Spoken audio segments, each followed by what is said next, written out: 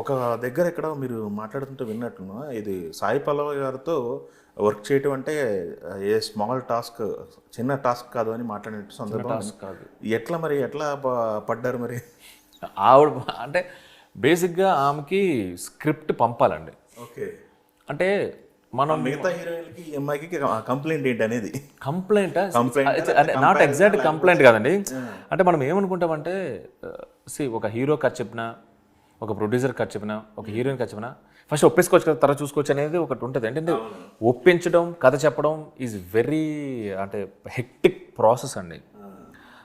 ఒకళ్ళకి అంటే మీరు అడిగే క్వశ్చన్కి ఆన్సర్ చేయడం ఆల్రెడీ జరిగిపోయింది లేదంటే జరుగుతుంది ఈజ్ వెరీ ఈజీ.